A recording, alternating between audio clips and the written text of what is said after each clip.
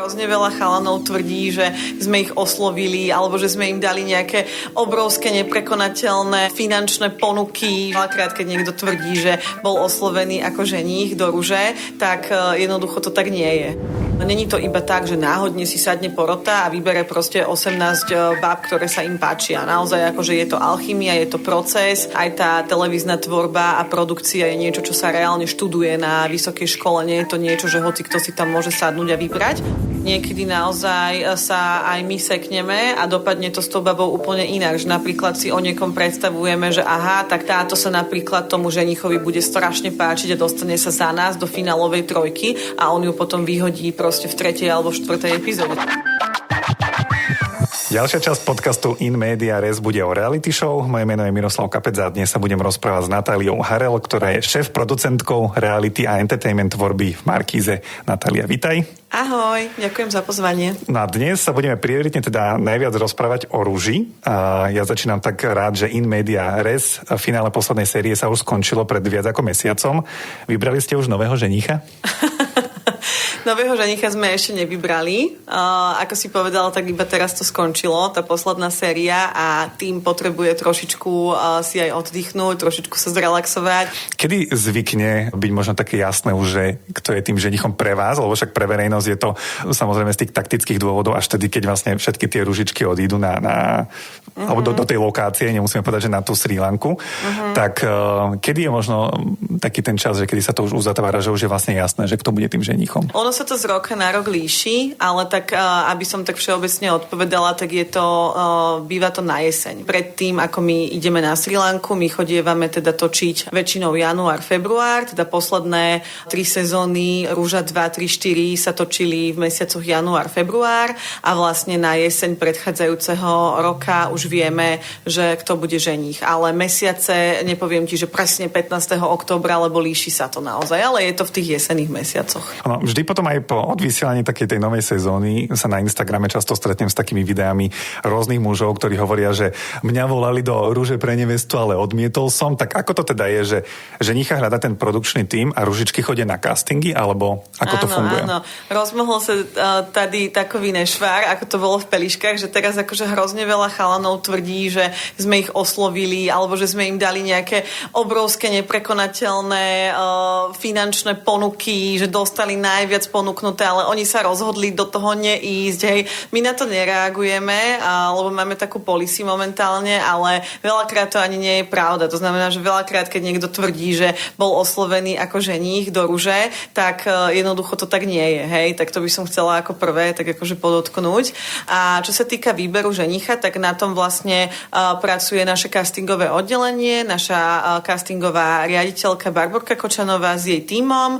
Oni na tom pracujú celkom dlhý čas. V podstate hneď ako sa skončí posledná séria Rúže, tak hneď začínajú vlastne s hľadaním nového ženícha. Oslovujú sa tí muži, samozrejme v prípade, že tam prebehne nejaká obojstranná hneď nejaká úvodná sympatia alebo teda potenciál na spoluprácu, tak potom nasleduje stretnutie, nasleduje vlastne casting, potom nejaké vyjednávanie podmienok a tak ďalej. Čiže ten proces je pomerne zdĺhavý a čo sa týka dievčat, tak tam sa nám vlastne hlási sa nám tisíce dievčat z celého Slovenska aj z Českej republiky, ktoré vlastne chcú účinkovať. Máme takú castingovú databázu, kde si ich prezeráme, tieto profily a voláme si ich potom najprv na call, na nejaký taký videohovor, na ktorom sa vlastne účastnia tiež ľudia z nášho castingového oddelenia a potom, keď ešte aj tento videohovor kvázi dobre dopadne alebo videocasting, tak príde na osobný casting, kde už teda v porote, tak to nazvem,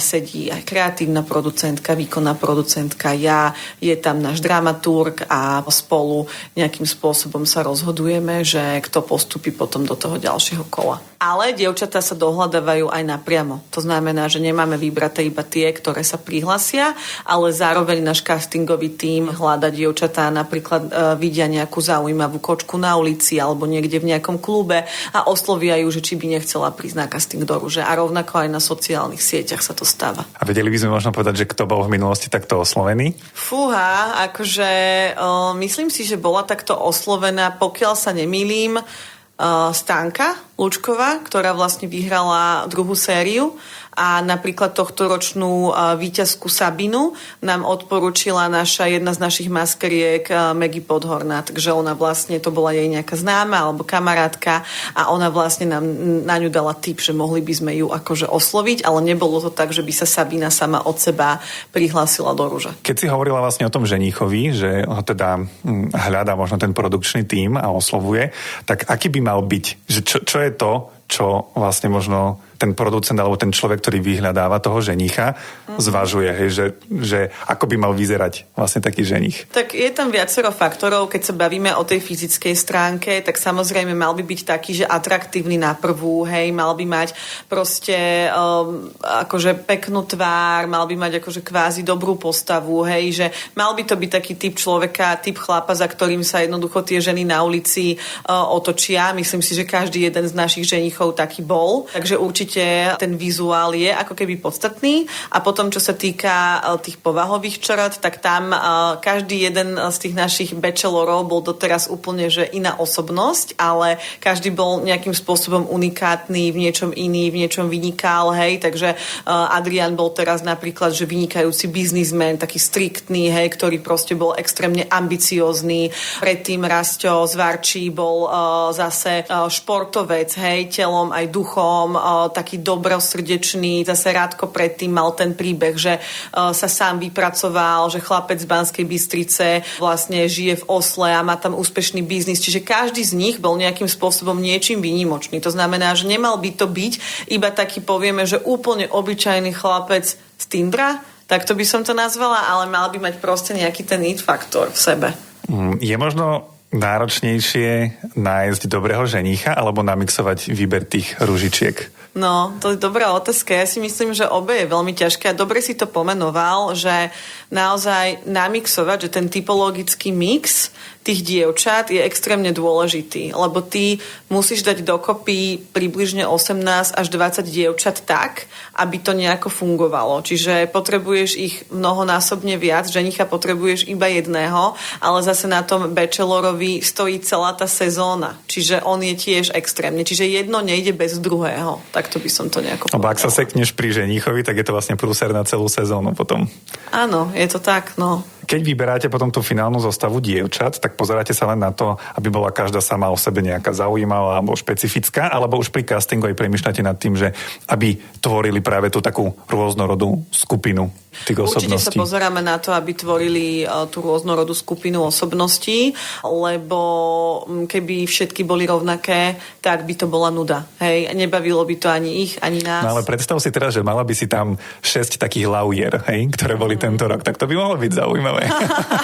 No, neviem, ako by to potom dopadlo, keby tam bolo zrovna 6 takýchto báb. Ale áno, akože dávame si na to pozor naozaj, že máme ten typologický mix urobený tak, aby tam bolo z každého rožku trošku. Hej, to znamená, že ono je to pri všetkých reality shows tak, není to iba pri rúži, že sa riadíme určitými archetypmi osobností a jednoducho sa vyberá, aby to tam celé nejako pokope dávalo zmysel a aby tam bol potom aj ten potenciál na ten dobrý content, zároveň aby tam bolo pre toho ženicha si z čoho vyberať. Ja som aj našiel vo výskume reality show, že často sa hovorí o tom, že sa opakujú presne takéto rôzne typy postav pri tých ženských, napríklad, hej, že nevinné dievča odvedľa, alebo teda next door, potom sebavedomá zvodkyňa, karieristka, konfliktná súťažiaca a tak. Premýšľate aj nad tým pri tom výbere, že máte takéto tie kvázi kategórie a na základe toho vyberáte potom tie dievčatá? Áno, máme takéto kategórie, nevolajú sa možno úplne takto, ale má každá svoju typológiu. Niekedy máme samozrejme z rovnakej, nazvem to skupiny alebo typológie aj viacero účinkujúcich, ale áno, určite to není to iba tak, že náhodne si sadne porota a vybere proste 18 báb, ktoré sa im páčia. Naozaj akože je to alchymia, je to proces, akože aj tá televízna tvorba a produkcia je niečo, čo sa reálne študuje na vysokej škole, nie je to niečo, že hoci kto si tam môže sadnúť a vybrať. To znamená, že áno, pracuje na tom spolu celý tím, vlastne tvorivý, producenti, dramaturgovia, režiséri a jednoducho sa to vyberá podľa typológie osobnosti. Nestáva sa vám niekedy možno aj to, že Pri tom castingu máte pocit, že dobre, tak toto bude sweetheart, hej, a nakoniec zistíš, že je to nejaká práve tá troublemaker. Áno, áno. Stáva sa to. Niekedy naozaj sa aj my sekneme a dopadne to s tou babou úplne inak. Že napríklad si o niekom predstavujeme, že aha, tak táto sa napríklad tomu ženichovi bude strašne páčiť a dostane sa za nás do finálovej trojky a on ju potom vyhodí proste v 3. alebo v 4. epizóde. To sa nám stalo napríklad konkrétne, hej, že my sme si niekoho vizualizovali, že to je naša finalistka a nakoniec to bolo úplne inak, hej, alebo sme si naopak mysleli, že že tak táto tam urobí rošambo a všetko to bude sa točiť okolo nej a nakoniec nám úplne zhasla tá žena v tom kolektíve, hej, že mnoho z nich naozaj na tom castingu sa prezentuje trošku inak a potom, keď sa dostane do tej veľkej skupiny tých žien alebo tých ľudí, tak zase tá osobnosť sa mení, tá osobnosť sa vyvíja v čase, to znamená, že my nevieme vždy na 100% odhadnúť, že tak táto bude vo finálovej dvojke, tak táto bude tá, čo tam bude robiť drámu. Samozrejme, snažíme sa o to a potom sme aj z toho prekvapení, keď nám to nevíde, ale stáva sa to. Vedeli by sme aj povedať, že kto bol taký, kto potom zhasol? Bola to Žaneta? Nie, Žaneta to nebola. Žaneta bola pre nás všetkých práve že veľmi výrazná osobnosť tejto sezóny, jednak aj preto, že sa rozhodla vlastne ona sama odísť. Ak použijem konkrétny príklad z tejto sezóny, tak Monika bola taká, že sme si naozaj mysleli, že zabojuje, že ostane do konca a že bude sa Adrianovi aj veľmi páčiť, čo sa reálne aj stalo, ona sa mu veľmi páčila, ale jednoducho jej tam na tej rúži nebolo úplne komfortne, hej, že a to sme napríklad absolútne nepredpokladali, že sa niečo takéto stane. Hoci my robíme s každým jedným účinkujúcim reality show aj psychologický test predtým, ako ide do show, aby náhodou sme potom neboli na mieste s niečím akože veľmi prekvapení, aby sme si aj boli istí, je to nejaká aj duty of care policy, ktorú robí Markíza, že jednoducho, aby sme vedeli, že sú tí ľudia psychicky na tom tak, že môžu ísť do reality show. Že zvládnu ako keby to natáčanie. Že zvládnu, presne tak, že zvládnu to natáčanie a od Moniky sme si napríklad určite sľubovali ako keby dlhšiu účasť a možno viac interakcií a ona tým, že jednoducho na mieste zistila, že to není pre ňu, tak to není pre ňu, tak proste išla domov. Hej. Ak si správne spomínam, tak ona vlastne odmietla tú rúžu vtedy, že? Áno, presne tak. Ona odmietla rúžu a išla domov. Stáva sa možno aj to, že z časti si mi už možno na to odpovedala, že človek je na castingu výborný a presne potom pred tou kamerou to vôbec nefunguje tak, ako by ste si predstavovali? Mm-hmm. A ak áno, tak čo vlastne vtedy môže možno tá produkcia s tým robiť? My úplne chápeme, že pracujeme s ľuďmi. To znamená, že to, že ty si nejak sa prezentuješ na castingu, ešte neznamená, že tak budeš fungovať aj vo veľkej skupine. Jednak si ďaleko od domova. Keď sa bavíme teda konkrétne o Rúži pre nevestu, my točíme na Srí Lanke.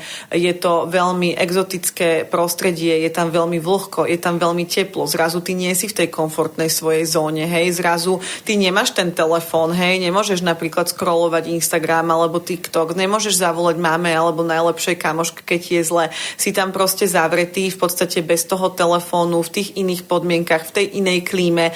Mnoho dievčat napríklad predtým, ako sme točili Rúžu, tak nikdy neboli v lietadle, nikdy neboli v zahraničí, hej, akože pre ne je to naozaj, že veľká zmena, nikdy neboli bez svojej mamy napríklad viac ako týždeň, hej. Čiže pre ne je to naozaj, že veľká zmena a veľakrát jednoducho sa s tým nevedia popasovať a tá ich osobnosť na Slovensku by možno bola úplne iná, ako je na tej Srí Lanke. A v tom kolektíve.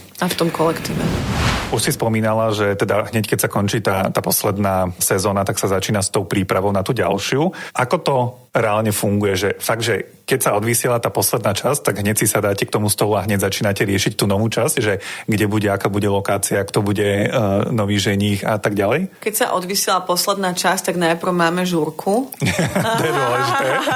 A ideme to oslaviť, že sme to zase dobojovali do úspešného konca a že sme spravili dobrú sezónu. Potom si potrebujeme trošku vydýchnuť a trošku nabrať nejakú energiu. Možno niekto ide na dovolenku alebo proste sa venuje trošku viac rodine, lebo ten proces aj po tom, čo sa Rúža dotočí, je veľmi intenzívny v tej strížni, v tej postprodukcii. Takže naozaj to, že už sa netočí, neznamená, že polavujeme z tempa. Niektorým kolegom, ktorí robia iba na placi, samozrejme odpadne, ale napríklad naša kreatívna producentka alebo dramaturg sú proste v strížni do posledného momentu. Ale potom už áno, v tých letných mesiacoch, už teraz okolo toho júla, augusta, už začínajú nejaké prvé porady, prvé stretnutia, stretnutia, prvé plánovačky a tak ďalej. V podstate tá rúža, napriek tomu, že sa vysiela 12-13 týždňov plus mínus, tak my na nej pracujeme takmer celý rok. Ako sa možno potom vyberajú tie lokácie? To je asi, predpokladám, jedna z tých prvých vecí, ktorá sa rieši na tú novú sezónu. Ako sa to vyberá? Slovenská rúža bola, ak si spomínam správne, tak 3-krát na Srí Lanke, raz v Turecku. Áno, presne tak. My máme teraz momentálne na Srí Lanke produkčnú spoločnosť, s ktorou spolupracujeme. Je to vlastne lokálna firma, volá sa Circle 360 a oni nám vlastne poskytujú určité služby. Hej? Či už sú to služby lokačných manažérov napríklad, alebo potom na mieste aj produkčných asistentov, Jimmy Jeep operátorov a tak ďalej. To znamená, že to sú tie veľké kamery, ktoré vlastne asi by bolo problém doniesť na tú Srí Lanku. Áno, napríklad, pretože to je hrozne ťažké, dopraviť to tam by bolo veľmi drahé a jednoducho vyšlo nám lepšie, že si to prenajmeme priamo na mieste. Čiže oni nám potom už, keď máme teda vybraté, že ideme točiť konkrétne na Srí Lanku, tak potom už čo sa týka tých samotných lokácií na tej Srí Lanke, tak spolupracujeme vlastne s nimi, oni nám skautujú nové miesta, posielajú nám videá, posielajú nám fotky, spravia nám k tomu prezentáciu, čo ja viem, 30 nápadov na rande, že kam by sme ešte vedeli ísť, čo by sme vedeli robiť, lebo tá Srí Lanka, hoci sme tam boli už niekoľkokrát, ale stále sú tam nejaké nepreskúmané ako keby zákutia a veľmi dobre sa tam cítime. Nie je to úplne pre každého, lebo tá klíma tam je naozaj iná ako na Slovensku a si proste v tropickej oblasti, takže je tam veľa hmyzu, hej, akože je tam hrozne vysoká vlhkosť. Náš moderátor, napríklad Krištof Králik, úplne nemá rád Srí Lanku, už by bol rád, keby sme zmenili destináciu, ak teda môžem byť úprimná, ale napríklad mnohí ľudia zo štábu to naopak milujú a aj keď dotočíme, tak oni na tej Srí Lanke ešte dlho aj ostávajú, hej, že potom, že 2-3 týždne ešte po výrobe tam proste ostávajú na dovolenke alebo idú na nejakú ajurvedu alebo niečo také. Že už keď sú zvyknutí na tú klímu, tak už je to jednoduchšie tam ostať. Zvažovali ste alebo zvažujete možno do budúcna aj nejaké iné lokácie okrem tej Srí Lanky? Ako sme otvorení možnostiam, samozrejme riešime to, aj to budeme riešiť do budúcna. Ešte stále nie je potvrdená ani lokácia na ďalšiu sériu rúže, ak sa teda potvrdí, takže toto je ešte tak ako keby vo vzduchu. Mnoho ľudí má pocit, že rúža sa točí dlhé týždne podľa toho, ako sa vysiela v televízii, pretože ono reálne sa to začne vysielať niekedy, mám pocit, že vo februári, končí to začiatkom júna alebo koncom mája. Ako je to teda v realite, že koľko dní možno trvá, povedzme, natočiť celú tú sezónu? Tak my točíme tak zhruba 6 až 7 týždňov tú sezónu, takže je to akože pomerne dlhý čas a točíme vlastne... Ale stále je to vlastne kratšie ako čo sa vysiela v televízii, hej? Keď sa zoberieme, že nie je to ako keby, že jeden týždeň... Áno, nie je to jednak jednej, to je pravda. A teda vravala si, že 7 týždňov, s tým, že sú tam aj nejaké, ja neviem, že pauzy, že máte nejaký day off, alebo ide to vlastne v kuse, že odkedy tie ružičky, že nich prídu, tak kým sa vlastne nevyberie. Je to takmer v kuse. Majú nejaké voľno, ale je toho voľna naozaj, že veľmi málo. To natáčanie je naozaj náročné pomerne, aj fyzicky, aj psychicky. My vždycky upozorňujeme aj toho ženicha, že on bude proste v jednom kole, že keď príde na tú Srí Lanku, tak sa v podstate nezastaví až do konca, lebo tie ružičky predsa len to majú také, že niektoré dni majú také voľnejšie, keď napríklad nejdu na rande, že sú celý deň iba na vile, ale niektoré dni idú na rande, ale on je naozaj ako keby non-stop v nasadení, pretože on stále musí na tie rande chodiť, musí ohurovať, musí sa každej tej ružičke na 100% venovať, hej, že v podstate aj pre nich, čo si myslia, že ale vedia, ja to zvládnem, ja veľa športujem, alebo toto, ale bývajú aj oni z toho unavení a vyčerpaní a väčšinou ich to prekvapí, že aké naozaj náročné to nakrúcanie je a koľko ľudí na tom pracuje, že oni potom, keď prídu na tú Srí Lanku a vidia tam celý ten štáb, celý ten kolos, aj tých Slovakov, aj tých Srí Lančanov, tak oni sú naozaj z toho ako keby hotoví, hej, že si povedia, že wow, že cítia takú zodpovednosť, že títo všetci ľudia sú tu teraz kvôli mne. Hej, ja som ten, ktorý to bude hnať dopredu, ja som ten, na ktorom tom záleží, čiže pociťujú aj oni takú mieru ako keby zodpovednosti voči nielen divákom, ale aj voči tomu štábu. A vedeli by sme možno povedať aj, že koľko hodín denne sa točí približne? Je to fakt, že celý deň od rána do večera, alebo? Nie, štandardne máme 12-hodinové natáčacie dni, ale máme niekoľko štábov. To znamená, že konkrétne na Ruži máme štáb A, štáb B, C a D. Každý začína v inom čase a aj končí v inom čase. To znamená, že každý člen štábu pracuje maximálne 12 hodín. Hej? Takže Ačkový štáb začína ako prvý, napríklad, ja neviem, točia od 8 rána do 8 večera, ale my, dajme tomu, potrebujeme v ten deň točiť do polnoci, pretože máme ceremoniál. To znamená, že C-čkový štáb začne o 12. a končí o 12. Takže s týmto je tiež spojené vlastne plánovanie, lebo ty tam máš, dajme tomu, 60 členný štáb a musíš ich rozdeliť. Každý z nich inokedy začína, každý z nich inokedy končí, každý z nich je inokedy vyzdvihnutý na hoteli autom, inokedy vysadený na vile. Každý z nich má inokedy raňajky, obed, večeru, hej, že naozaj ako keby to plánovanie, to denné, tie dispozície, ako to my voláme. Máme na to človeka, ktorý sa tomu venuje, potom to po ňom ešte ďalší dvaja ľudia kontrolujú, pretože ty nechceš riskovať úplne, že tam urobíš nejakú veľkú chybu a teraz napríklad nebude na čas pripravený obéd, alebo nebude pripravená lokácia, nedaj Bože, alebo pripravená nejaká hra, ktorú máme hrať, lebo potom ti vznikajú nadčasy a to nechceš, pretože jednak ťa to stojí peniaze a jednak ten štáb je unavený. Oni akože nechcú robiť 14 hodín denne alebo 15 hodín denne. Samozrejme, niekedy sa do nadčasov dostávame, niekedy sa tomu nedá úplne ubrániť, keď nám napríklad začne pršať a my sme v stave, že ideme robiť celý ceremoniál vonku a teraz nám začne liať. Hej, tá Srí Lanka je v tomto nepredvídateľná, že síce je tam väčšinu času teplo a slnko, ale posledný rok ste si mohli aj ako diváci všimnúť v tých epizódach, že napríklad na rande nám veľmi často v druhej polovici relácie pršalo. Hej, a teraz keď máš naplánovanú romantickú večeru pri sviečkách na pláži, tak to nenatočíš, keď prší. Hej? To znamená, že máš dve možnosti. Buď počkáš, kým prestane pršať, alebo musíš to vymysleť na mieste niekde inde a urobiť to nejako inak. Musíš improvizovať. Načož akože náš tým je perfektný v tom, že oni tú improvizáciu dokážu robiť, ale zase stojí ťa to nejaký čas a stojí ťa to nejakú energiu. Stalo sa vám niekedy, že ste museli ten ceremoniál točiť neskoro do noci? Ak áno, tak kedy najneskôr ste skončili? Áno, ceremoniály sme točili neskoro v noci určite.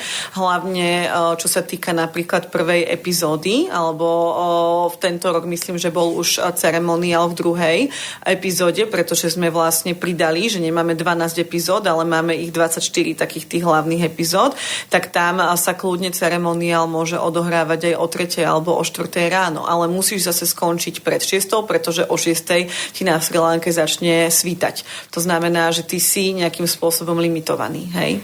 Kedy môžeš začať a kedy musíš skončiť. Wow, neviem si to predstaviť, že by som doletel na Srí Lanku po takej dlhej ceste a potom vlastne točil do rána, že musí to byť extrémne náročné a vlastne nie len pre tých, ktorí točia, ale zároveň aj pre tých, ktorí účinkujú. Áno, každý má nejaký čas na adaptáciu po prílete na Srí Lanku, to znamená, že není to tak, že vystúpia na letisku a rovno berú kameru do ruky a idú na plac. Oni tam vlastne majú trošičku čas na to, aby sa aklimatizovali a aby sa vyspali, ale áno, potom už keď začne tento celý proces, tento kolos, tak je to naozaj náročné. Samozrejme ľudia v štábe majú doma manželky, manželov, detí a tak ďalej. Čiže jednak toto a jednak to, že musíš robiť niekedy aj do noci. Hlboko do noci.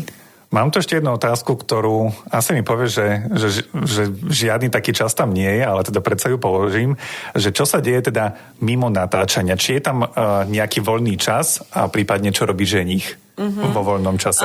Nejaký voľný čas tam mimo natáčania je, netočíme 24 hodín denne, to znamená, že niektoré dni napríklad, keď vieme, že musíme potiahnuť do 1 rána, tak začína väčšina štábu o 1 na obed a oni si vlastne individuálne volia, ako chcú tento čas prežiť. Niektorí ľudia si chcú dlhšie pospať, niektorí ľudia si idú zaplávať, mali sme tam tento rok aj baby, myslím, že chodili na pilates, alebo sa idú najesť niekam, urobia si nejakú prechádzku nákupy, čiže je to taká ako keby je to taký čas pre nich, kedy sa rozhodnú, ako ho chcú tráviť.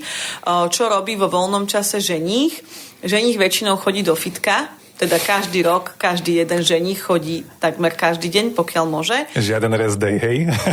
Nie, žiaden rest day a chodia teda spolu väčšinou s Krištofom cvičiť. Potom si idú dať napríklad nejaké zdravé raňajky, nejaký frešík alebo nejaké pokečko a trošku sa ešte zregenerujú pred tým natáčaním. Ale teda pre nich je veľmi dôležitá fyzická aktivita a väčšinou aj pracujú odtiaľ, že napríklad Adrián ani Radko nemali úplné voľno z práce počas toho, ako boli na nakrúcaní. To znamená, že keď mali napríklad do obedia voľno, tak si vybavovali nejaké telefonáty, nejaké maily a tak ďalej. Takže aj s týmto sa to snažia skombinovať, pretože keď im už ten natáčací deň začne, tak oni reálne potom už na toto vôbec nemajú priestor. Keď sme už spomínali, že ružičky, ktoré tam sú, prestávajú mať kontakt s tým okolitým svetom, že aj ten telefón sa im vezme a tak ďalej, tak môžu sa oni, okrem toho, že sa môžu medzi sebou rozprávať, tak baviť napríklad aj so štábom? Nie úplne. My máme ten štáb rozdelený na niekoľko zložiek a s ružičkami komunikuje napríklad režisér a komunikujú s nimi redaktori alebo story produceri. To sú tí, ktorí s nimi robia tie napríklad rozhovory, keď tam máme tie hovoriace hlavy, že sa ich pýtajú otázky a oni odpovedajú. Samozrejme komunikujú s kostýmermi pri výbere šiat alebo s make-up artistami o tom, že ako chceš dneska vyzerať, ja by som ti dal takýto look, si s tým OK, že takéto debaty prebiehajú, ale napríklad o tom, že čo sa deje doma, alebo čo sa deje so ženichom, keď je na rande s inou babou, alebo takto nie. Aj ich môže nejaká informácia nejakým spôsobom rozrušiť, čož úplne nechceme, takže oni do toho idú s tým, že vedia, že nebudú mať k dispozícii ten telefón a ten kontakt s tým vonkajším svetom a mnoho z nich si to aj na konci dňa pochvaluje, lebo ty vlastne v dnešnej dobe, my všetci sme extrémne závislí na tých telefónoch, že ty si nevieš reálne predstaviť, že sa ráno zobudíš a že nebudeš čukať do telefónu, hej, že nebudeš si scrollovať sociálne siete, že nebudeš vybavovať maily a zrazu oni v tom sú. Hej, a nemusia riešiť maily, nemusia riešiť nič, čo sa deje vo svete, nemusia riešiť správy a mnoho z nich na konci povie, že veľa vecí si vďaka tomu uvedomili, že na veľa vecí prišli, že prešli nejakou cestou seba poznania. Čiže oni sa na to pozerajú aj, by som povedala, že pozitívne, že majú čas na taký mentálny reset. Že je to taký detox, ako keby. Je to taký, áno, aj digitálny detox, presne tak. Najčastejšia výčitka divákov je v kontexte rôznych reality show, nielen teda Rúže pre nevestu, že je všetko zinscenované, že nič tam nie je spontánne, tak ako to teda je, že čo je možno produkčne pripravené a čo je spontánne? Naša práca by bola hrozne jednoduchá ako tvorcov reality show, keby bolo všetko pripravené. Je to ale veľmi častá otázka od divákov, alebo taká výtka, že no ale veď tak má to napísané v scenári, tak to proste povie, hej. My scenáre napísané nemáme. Samozrejme, nie sme seriál, nie sme film. Máme pripravené situácie, ale to, ako sa tí účinkujúci v tých daných situáciách alebo pri tých daných hrách alebo na tých daných rande chovajú, tak to už je na nich. Hej? Čiže ja by som povedala, že my netvoríme realitu, my vymýšľame situácie a v týchto situáciách sa odzrkadľujú reálne názory a charaktery daných osobností, ktoré sa v nich momentálne nachádzajú. To znamená, že my úplne v strížni nevieme z empatického a dobrého človeka urobiť zákeráka a ani naopak. To znamená, že my iba odzrkadľujeme alebo ukazujeme možno tú reálnu osobnosť toho človeka, ale žiadnym spôsobom si ju nevymýšľame sami. Ani ich nejakým spôsobom nenútime, že tak teraz musíš povedať toto alebo musíš sa zachovať takto. To je ich slobodné rozhodnutie. Čiže mohli by sme povedať, že to, čo je pripravené, to sú napríklad hry alebo tie randíčka a vlastne už je na tých rúžičkách alebo na tých účinkujúcich, lebo však aj ten ženich k tomu patrí, že ako sa k tomu postaví. Presne tak, akože my zase, keď tam prídeme na tú Srí Lanku, tak my si tam nemôžeme akože sadnúť a povedať si, že no tak čo ideme teraz robiť, hej? Akože veď my zase robíme televíznu reláciu, robíme show pre divákov, ktorá musí byť zábavná, alebo mala by byť zábavná, mala by tých ľudí baviť. To znamená, že samozrejme veľké prípravy tomu celému predchádzajú a napríklad áno, aj tie hry máme vymyslené vymyslené dopredu, máme vybraté kostýmy dopredu, to znamená, že máme vybraté vlastne šaty pre tie baby, veď tie s nami už putujú vlastne na tú Srí Lanku, že máme to všetko nabalené, hej. Máme možno predvýber nejakých lokácií, že kam by sme chceli ísť na rande, ktoré miesta by sme chceli vidieť, ale už potom to, čo sa pri tej samotnej hre povie alebo odohráva, tak to už je plne v rukách tých báb alebo toho ženicha. Často sa jednotlivé súťažiace obvinujú z toho, že to pred kamerami len hrajú. A vnímate to možno aj vy tak v produkcii, že vidíte, že niekto je iný pred kamerou a iný mimo nej? Neviem, akože oni nie sú herci. To znamená, že oni podľa mňa normálny človek, ktorý je dni alebo týždne vystavovaný nejakým situáciám, to nevie úplne uhrať. Hej, samozrejme, že možné to je, že keď sú tie kamerky rozsvietené, tak oni ako keby možno majú nejakú pózu inú. Hej, viem, že napríklad Miške Kvetinke to bolo tento rok vyčítané, že bola iná, ale zase je to len ich rozhodnutie a na konci dňa ten divák je hrozne vnímavý. Ten divák to vidí. On reálne vie potom veľmi dobre definovať, že ktorý charakter mu je sympatický, ktorý charakter je podľa neho úprimný. Hej? Že ten divák si koľkokrát všimne veci, ktoré si ani my, samotní tvorcovia, pri tých reality shows nevšimneme. Takže ono aj tak skôr či neskôr, tá skutočná osobnosť toho účinkujúceho vyjde na povrch. On aj keby sa chcel na začiatku tváriť, že je iný, tak na konci dňa ten divák to prekukne. Poďme ešte trošku možno k stereotypom. Reality show vo všeobecnosti dostávajú kritiku za to, že podporujú práve tieto stereotypy. Jedna vec sú hry, kde teda produkcia vie zasahovať, ale napadá mi napríklad z tej predchádzajúcej sezóny, že vtedy si súťažiace podľa všetkého sami vymysleli aktivitu, že idú nahrávať video pre ženicha. Neviem, či si na to spomínaš. Myslíš v tretej sérii, keď tam bol Rasťo? Áno, áno, presne, hej. A že aby ho motivovali, aby prišiel skôr domov. Áno. A jedna bola tehotná a teda chcela, aby ju prišiel nakrmiť jej hladné krky, druhá bola, že nabúrala jeho auto a teraz ju musí prísť zachrániť, ďalšia mala v čižme hada, že dá sa vôbec takýmto stereotypom v takomto formáte vyhnúť? A stereotypom teraz aký myslíš? Ženy, že sú slabé a potrebujú, aby ich muž zachraňoval a musia variť a vedieť sa postarať o domácnosť a tak ďalej a muž je ten silný, ktorý prinesie peniaze, zachráni tú ženu a tak ďalej. Reality shows odzrkadľujú tú skutočnosť alebo tú spoločnosť samú. Podľa mňa ten feminizmus je tá voľba, že môžeš si vybrať, hej, že máš na výber, že nemusíš byť zaškatulkovaná. Keď chce byť nejaká žena na materskej 3 roky a nič iné nerobiť, iba sa starať o dieťa, lebo ju to naplňa, je to úplne v poriadku a nikto by jej do toho nemal zasahovať, pokiaľ má tú možnosť. A keď chce nejaká žena byť na materskej 3 mesiace a potom chce mať neny, chce mať opatrovateľku a chce chodiť do roboty, pretože potrebuje seba realizáciu, pretože potrebuje byť v kolektíve, pretože ju ten život doma napríklad s tým maličkým babetkom ubíja, tak je to jej voľba. A ja si myslím, že toto je úžasné na dnešnej dobe, že my ako ženy máme voľbu,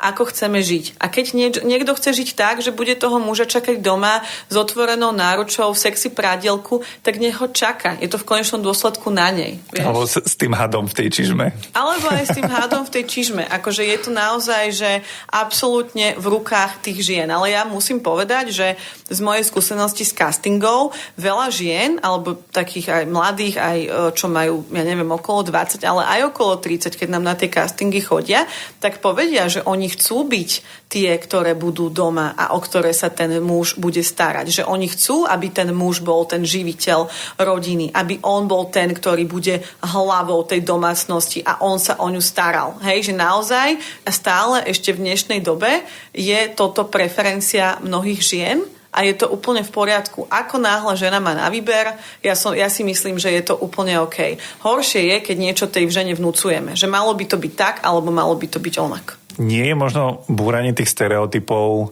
aj to, že viacero tých súťažiacich v túto sezónu vlastne z tej súťaže odišlo? Super, že si to otvoril, lebo v tejto sezóne sme mali taký jeden veľký twist. Bolo to vlastne príchod pokušiteľov, kedy prišiel Nikolás a David. Prišli dvaja fešní chalani, pohodiaci, ktorí tam s nimi strávili nejaký čas. A my sme vlastne prvýkrát v histórii show Bachelor vo svete dali tým dievčatám na výber, že či chcú pokračovať ďalej s tým Adrianom, alebo či chcú odísť domov a dať šancu jednému z tých dvoch pokušiteľov. Oni si v konečnom dôsledku všetky rozhodli, že ostanú okrem Žanety, ktorá ale teda si zobrala tú bielu ružičku sama pre seba, ale že aké super, že tie dievčatá dostali vlastne na výber. Už v tomto bola táto séria iná ako všetky predošlé a bola veľmi pokroková a zároveň aj v tom, že keď nejaké dievča chcelo odísť, ako napríklad chcela odísť Žaneta alebo Monika, tak vlastne, alebo v predchádzajúcej sérii odišla napríklad Kristína, v dvojke odišla Aneta. To znamená, že nie je to úplne nový jav, ale dostali jednoducho tú možnosť, že vždy mali na výber. A keď chceli ostať, tak ostali. Väčšina z nich samozrejme ostať chce. Hej?